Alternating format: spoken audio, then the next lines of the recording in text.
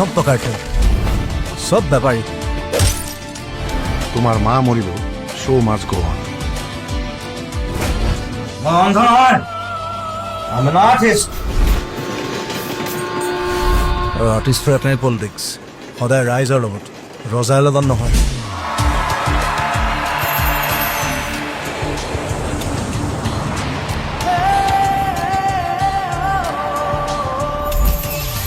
নভবা কথাও হঠাতে হয় চাগে, পৃথিৱীৰ আটাইতকৈ ধুনীয়া ইমোশ্যনটোৱে মিউজিক। মানুহ বুজি পোৱাৰ আগতে